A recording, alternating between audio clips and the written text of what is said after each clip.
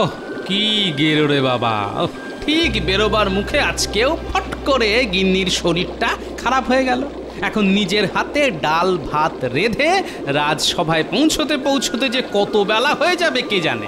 আর আমার একটু দেরির জন্যে তো ওই মন্ত্রী আর সেনাপতি তৈরি হয়েই বসে থাকে। ব্যাস অমনি শুরু হয়ে যাবে মহারাজের কাছে আমার নামে লাগানো। কি গো দাদু, রান্না করতে বসেছো যে? দিদিমার শরীর কি আজও খারাপ? আর বলিস না, জ্বরটা ছেড়ে গিয়েও আবার এসেছে। এমন আতান্তরে পড়ে গেছি না। না না, তোমায় আর হাত পুড়িয়ে রান্না করতে হবে না। আমাদের বাড়ি থেকে আমি তোমার আর দিদিমার জন্য খাবার নিয়ে আসছি। বাড়ি থেকে নিয়ে আসবি? বাঁচালি দিদি। তাহলে আমি চট করে পাশের গ্রামের বৈদ্যর কাছ থেকে তোর দিদার ওষুধটা নিয়ে আসি।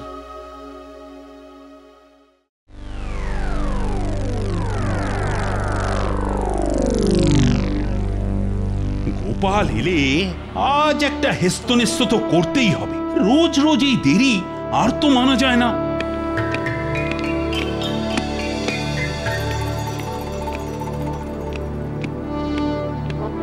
মহারাজের জয় হোক। আচ্ছা গোপাল, তোমার এখন আসার সময় হলো? এখন তো সভা ভঙ্গের সময় হয়ে গেছে। আগে না মহারাজ, ওই আমি বাড়ির কাজে একটু অজুহাত দেখিও না। রোজ রোজ তুমি দেরি করে আসছো, তার জন্য তোমার কিন্তু শাস্তি প্রয়োজন। ঠিক আছে মহারাজ, কি শাস্তি দেবেন দিন।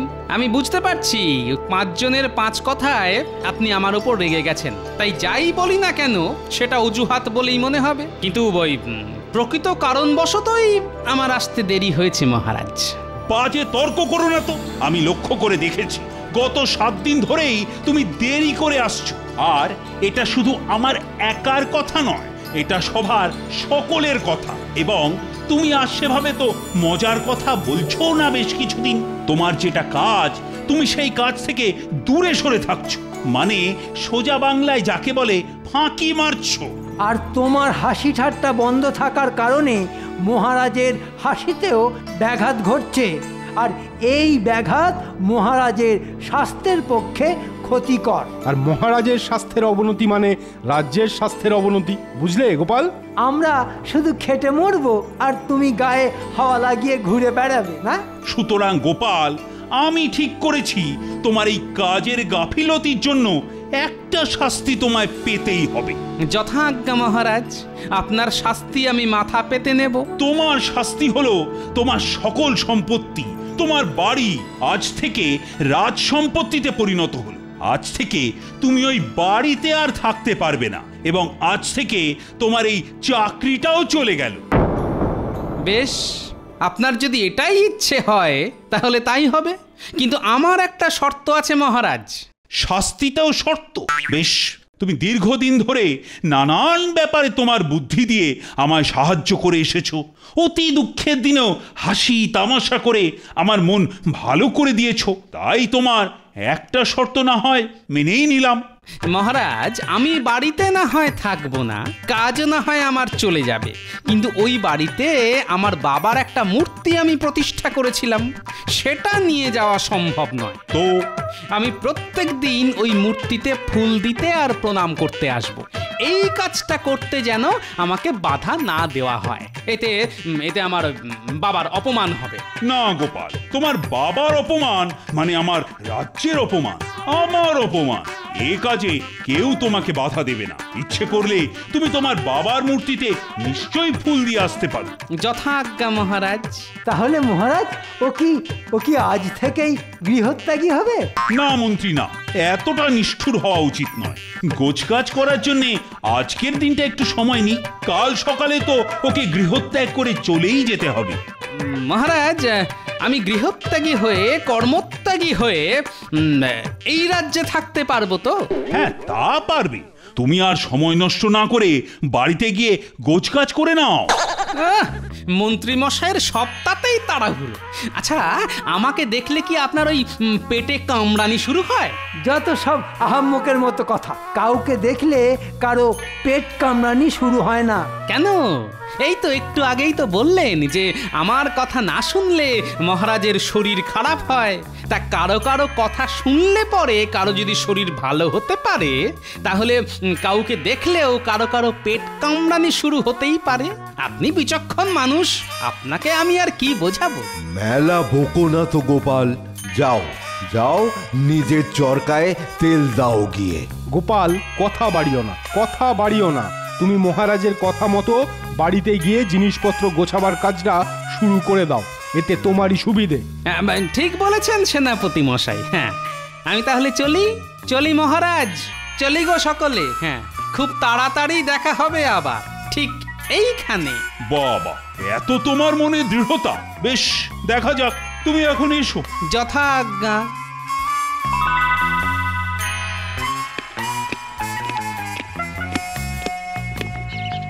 কি বলছো কি? এই বয়সে বাড়ি ছাড়তে হবে? তোমার আলসেমির জন্যেই এসব হয়েছে। হ্যাঁ, আমি এসব বাড়ি টাড়ি ছাড়ার কথা জানি না বাবা। আমি এই বয়সে এখন রাস্তায় গিয়ে দাঁড়াতে পারবো না। হ্যাঁ, আহা, আমি কি বলেছি যে রাস্তায় দাঁড়াতে হবে? তোমার কি আমার বুদ্ধির উপর এতটুকুও ভরসা নেই গিন্নি? না, নেই। তোমার বুদ্ধির ওপর একটুও ভরসা নেই আমার। ছি ছি ছি ছি ছি ছি ছি, যে মহারাজ তোমাকে এত ভালোবাসতো, সেই মহারাজই কিনা তোমাকে বাড়ি ছাড়া করলো। দেখো গিন্নি, আমার নামও গোপাল ভাঁড়। আমাকে পথে বসায় এ সাধ্যি কারো নেই, বুঝলে? তুমি থাকবে রাজরানীর মতো, আর আমি থাকবো আমার মতো। তবে হ্যাঁ, দুজনে কটা দিন একটু আলাদা থাকতে হবে, তারপর যেমন চলছিল তেমনই চলবে। তুমি শুধু আমার কথা মতো চলবে। মহারাজ, একবার লোক পাঠিয়ে দেখে নেওয়া দরকার যে গোপাল সত্যি সত্যি গৃহত্যাগী হয়েছে কিনা। শুধু একবার ঘরটা পরিদর্শন করে আসলেই হবে না মহারাজ, আর ঘর পরিদর্শনের সাথে সাথে ওই ঘরে কাউকে থাকতেও হবে। কেন থাকতে হবে কেন? আর মহারাজ, ও যদি বাবার মূর্তিতে মালা দিতে আসার নাম করে থেকে যায় তখন, তাহলে তোকে ওই ভিটে ছাড়া করা গেল না। হ্যাঁ হ্যাঁ হ্যাঁ, এটা তো খারাপ বলনি।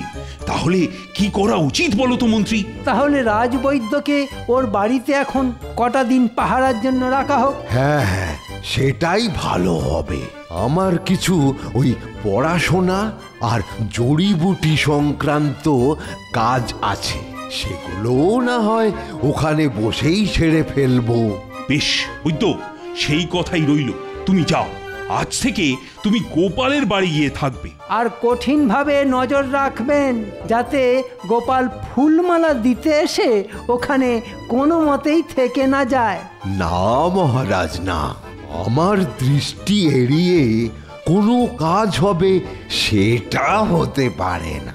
আমি চোখ কান খোলা রাখবো। ও এলে যতক্ষণ না যায় ততক্ষণ আমি জানালার ধারে নয়তো ওই দরজার ধারে দাঁড়িয়ে থাকবো। বেশ, তবে তাই হোক। হ্যাঁ রানীমা, মহারাজ আমাদের বাড়ি ছেড়ে চলে যেতে বলেছেন।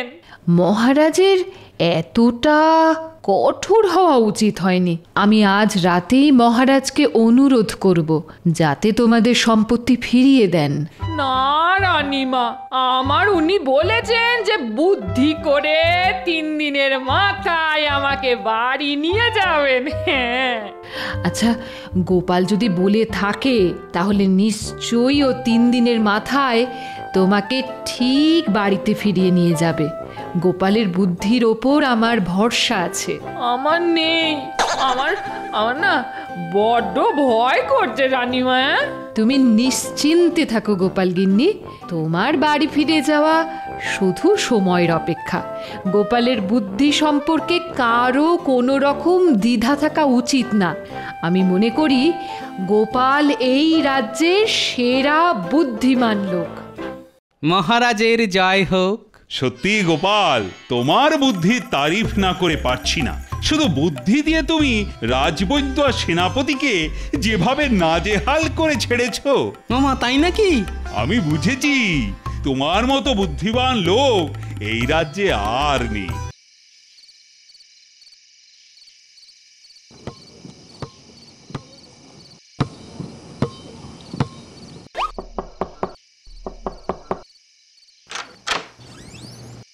নমস্কার রাজবৈদ্য, আমি এলাম। কেন? ওই যে কথা মতো বাবার মূর্তিতে ফুলমালা দিতে। বেশ, এসো এসো, তবে বেশিক্ষণ থাকা যাবে না কিন্তু, আর ঘুমিয়ে টুমিয়ে পড়ো না যেন। না না না, বাবার মূর্তিতে মালা দিতে এলে কেউ ঘুমিয়ে পড়ে নাকি? হ্যাঁ, আর ঘুমিয়ে পড়লে আপনার থেকে না হয় ঘুম কাটানোর ওষুধ খেয়ে নেবো। হ্যাঁ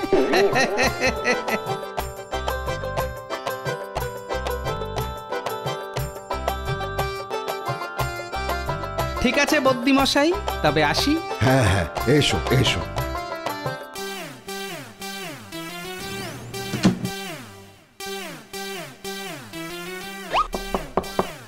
আহা, আবার কে এলো? গোপালের বাড়িতে এত লোক আসে নাকি? তুমি আবার কি করতে? এই বাবাকে আবার প্রণাম করতে এলাম আর কি। বেরিয়ে যাচ্ছিলাম, তা ওই বাবার জন্য মনটা কেমন হু হু করে উঠলো, মানে কেমন কেমন করলো আর কি। হ্যাঁ, তাই আবার আরেকবার প্রণাম করতে চাই।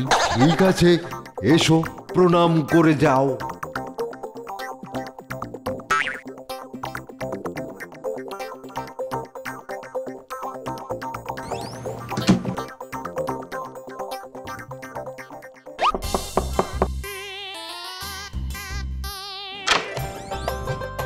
আবার কি করতে এসেছো তুমি? ওই যে আমার বাবার জন্য মন কেমন করলো যে। কিন্তু বারবার দরজা খুলতে আর বন্ধ করতে যে বেরিয়ে যাচ্ছে আমার প্রাণ। মহারাজ, মহারাজ, আমাকে বাঁচান মহারাজ, আমাকে বাঁচান। এ কি বৈদ্য, তুমি এত উত্তেজিত কেন? কি হয়েছে? সারা দিন সারা রাত ধরে গোপাল আমাকে পাগল করে মেরেছে মহারাজ। তা আপনি কোনো পাগলামোর ওষুধ খেয়ে নিলেন না কেন? হ্যাঁ, মন্ত্রী মশাই, এখন এটা ওই মস্করা করার সময় নয়। আমি গণনা করে দেখলাম রাজবৈদ্যর মস্তিষ্ক বিকার যোগ চলছে। আরে, এ তো মহা অনামুখ মার্কা লোক, আমাকে বলে কিনা মস্তিষ্ক বিকার। হ্যাঁ, শান্ত হয়ে বসো, শান্ত হয়ে বসো বৈদ্য, শান্ত হয়ে বসে বলো তো কি হয়েছে। কি আর বলবো মহারাজ, কি আর বলবো। গোপাল আপনার কাছ থেকে অনুমতি নিয়েছিল যে ওর বাবাকে প্রণাম করতে আসবে, কিন্তু কাল থেকে আমি যখন ওর বাড়িতে পাহারা দিতে বসেছি, ও দিনে অন্তত 50 বার এসে ও আমাকে বিরক্ত করে মেরেছে। 50 বার? হ্যাঁ হ্যাঁ মহারাজ, হ্যাঁ 50 বার। একবার বলে ফুল দেব, তো আর একবার বলে মালা দেব, আবার বলে প্রণাম করব। পরক্ষণেই এসে বলে আবার ওই মন কেমন করছে বাবার জন্য। গোপালের বুদ্ধির সত্যি জবাব নেই। বাড়ি ছেড়েও শুধু বুদ্ধির জোরেই বাড়িতেই থেকে যাচ্ছে, আর পাহারাদারকে পাগল বানিয়ে ছাড়ছে।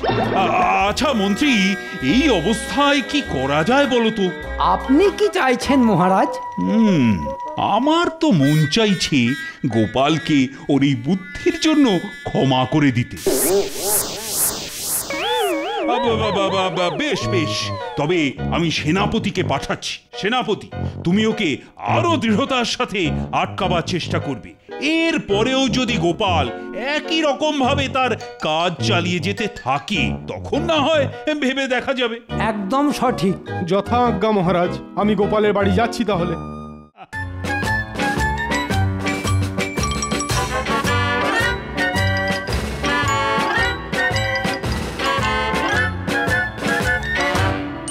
আরে গোপাল, তুমি এখনো বসে আছো?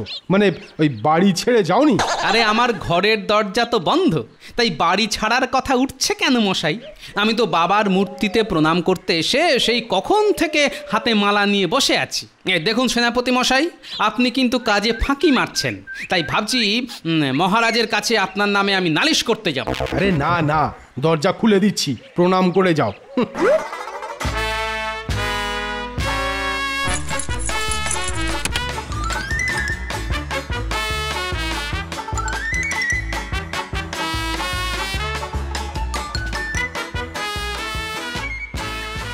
আর শোনো, এই বারবার দরজায় ধাক্কা দেওয়ার দরকার নেই, দরজা খোলাই থাকবে। আসবে, প্রণাম করবে, চলে যাবে, কিন্তু ওই বেশিক্ষণ প্রণাম করার অছিলায় এখানে থাকলে চলবে না। আর শোনো, খবরদার ঘুমিয়ে পড়বে না যেন। আরে না না, ঘুমোবো কেন?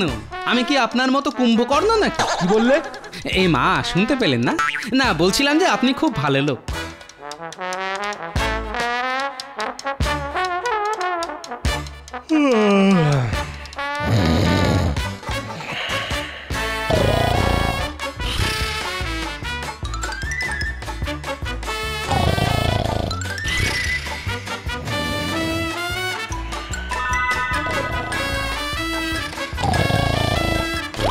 সেনাপতি মশাই,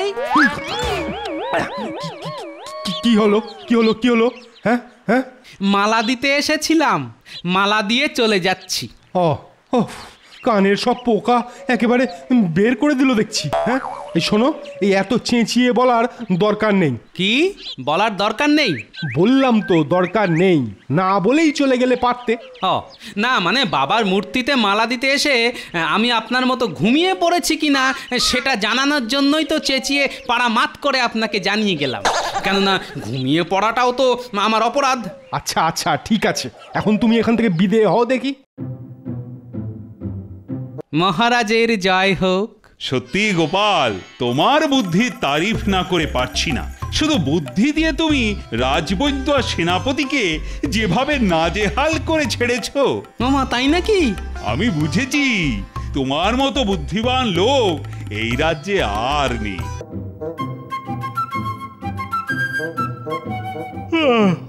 বাপ,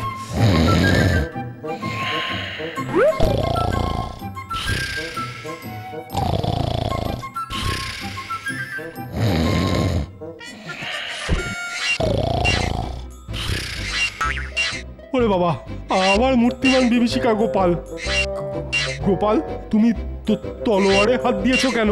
দেখছিলাম ওই তলোয়ারের ধারটা ঠিক আছে কিনা, কেননা আপনারা তো আমাকে আমার নিজের বাড়ি থেকে খেদিয়ে দিয়েছেন, তাই আমি এখন বনবাসী, সেখানে আমার যে একটু ধারালো অস্ত্রের প্রয়োজন। এই গোপাল, তুমি কি আমার এই তলোয়ারটা চুরি করার মতলবে ছিলে নাকি? হ্যাঁ, এ মা, না না সেনাপতি মশাই, কি যে বলেন, চুরি? ছি ছি ছি ছি ছি ছি, আমি শুধু আপনার ঘুম ভাঙার অপেক্ষায় ছিলাম। হ্যাঁ, আপনার ঘুম ভাঙলে আপনার অনুমতি নিয়ে ওই তলোয়ারটা নিয়ে ভাগলবা হতো। বেশ বেশ, এবার যাও তো তুমি। কিন্তু তলোয়ার? ওটা তুমি পাবে না। এই দেখো, ও সেনাপতি মশাই, আরে দাঁড়ান না, আরে দাঁড়ান না, দাঁড়ান, তলোয়ারটা দিন না আমাকে, দিন না ও সেনাপতি মশাই। মুশকিল, দেবো না, দেবো না, দেবো না, দেবো না বলছি তো, দেবো না।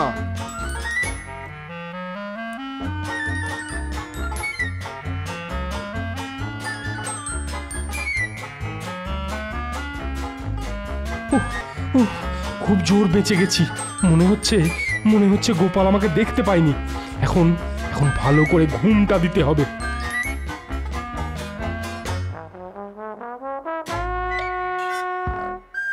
সেনাপতি মশাই টুকি। বাপরে বাপ, আবার গোপাল! আপনার তলোয়ারটা দিন না। গোপাল, আমি এখন কাজে আছি, তুমি তলোয়ার নিয়ে চলে যেতে পারো না। আচ্ছা আচ্ছা, আমার তলোয়ার তোমার কি কাজে লাগবে শুনি? হ্যাঁ, বনের গাছ কাটতে কাজে লাগবে। না না, তুমি পাবে না, আমাকে এবার একটু শান্তিতে থাকতে দাও দেখি। না না, আমার যে তলোয়ারটা খুব প্রয়োজন, বনে বাঘ সিংহ আছে, আমি তাদের সঙ্গে লড়াই করব কি করে? আরে বাবা, তুমি তলোয়ার দিয়ে বাঘ সিংহের সঙ্গে লড়াই করতে পারবে না গোপাল। ঠিক আছে, আমাকে যদি কোনো বাঘ নিয়ে চলে যায় তার দায় কিন্তু আপনার থাকবে। হ্যাঁ, মহারাজ হয়তো জানতে পারবেন না, তাই আপনাকে শাস্তি দেবেন না, কিন্তু ঈশ্বর ঠিক জানতে পেরে আপনাকে কঠোর শাস্তি দেবেন, এই বলে গেলাম। হ্যাঁ, ওহ, মাথাটা মনে হয় খারাপ করে তবে ছাড়বে। মহারাজ মহারাজ মহারাজ, গোপাল আমাকে দুদণ্ড ভালো করে ওই বাড়িতে টিকতে দিচ্ছে না, আমাকে খেতে দিচ্ছে না, ঘুমোতে দিচ্ছে না, আমাকে একেবারে পাগল করে ছাড়ছে। তাহলে মন্ত্রী, এবার তুমি গোপালের বাড়ি গিয়ে পাহারা দাও। ওরে বাবা, আমি না না, আমি ওসবের মধ্যে নেই মহারাজ।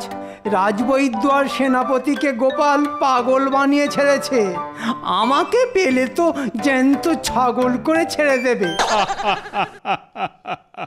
তাহলে স্বীকার করছো তো গোপালের বুদ্ধি ধারে কাছে দিয়েও তোমরা কেউ যেতে পারো না? স্বীকার করছি মহারাজ। তাহলে এমন একজন ক্ষুরধার বুদ্ধি সম্পন্ন লোককে কি শুধু ফাঁকিবাজির দোহাই দিয়ে ভিটে মাটি কেড়ে নিয়ে বিতাড়িত করা যায়? আমি এতদিন একটা কথাও বলিনি মহারাজ, কিন্তু আজ বলতে বাধ্য হচ্ছি। 5 জনের 5 কথা শুনে গোপালের উপর আপনি ঠিক বিচার করেননি। আমি খোঁজ নিয়ে জেনেছি যে গোপালের স্ত্রী খুবই অসুস্থ ছিলেন। মহারাজ, গোপাল আমাদের এই কৃষ্ণনগরের সম্পদ, সে যদি ভিটে মাটি ছেড়ে চলে যেতে বাধ্য হয় তাহলে ক্ষতি তার হবে না, ক্ষতি হবে আমাদের এই কৃষ্ণনগরের মহারাজ। ঠিক কথা, তাহলে গোপালকে ডেকে পাঠাও।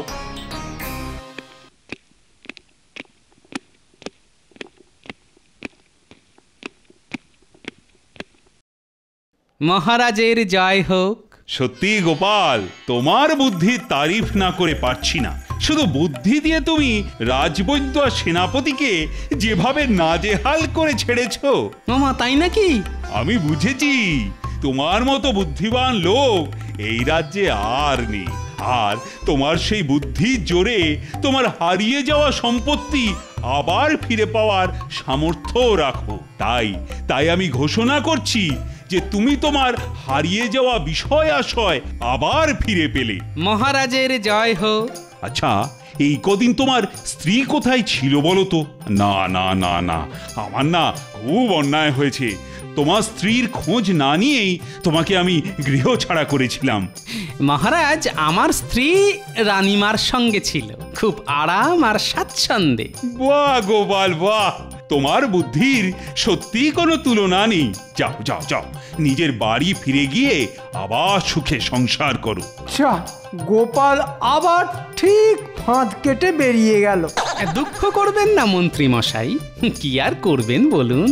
ওই যে বাংলায় একটা কথা আছে না, বোকায় খেটে মরে আর বুদ্ধিমানের ভুঁড়ি বাড়ে।